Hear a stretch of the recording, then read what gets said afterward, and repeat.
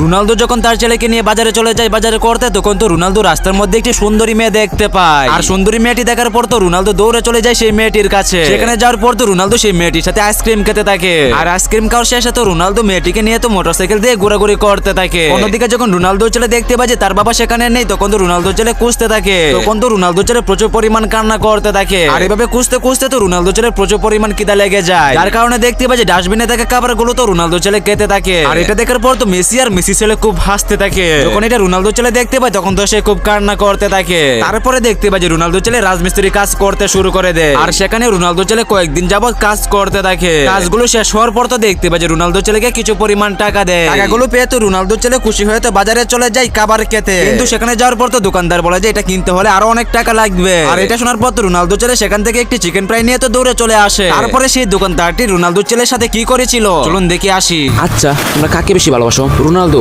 Neymar নাকি মেসিকে? Comment করে দেখিয়ে দাও কার পাওয়ার কত বেশি। কিন্তু যারা আল্লাহকে ভালোবাসো তারা এই ভিডিওতে একটি লাইক দিয়ে চ্যানেলটিকে সাবস্ক্রাইব করে দাও। তারপরে দেখতে পাই যে মেসি যখন তার গার্লফ্রেন্ডকে নিয়ে রাস্তা দিয়ে হেঁটে হেঁটে যাচ্ছিল, তখন তো মেসি রোনালদো ছেলেকে মাটিতে পড়ে থাকতে দেখতে পায়। তখন তো মেসি দৌড়ে গিয়ে রোনালদো ছেলের কাছে চলে যায়।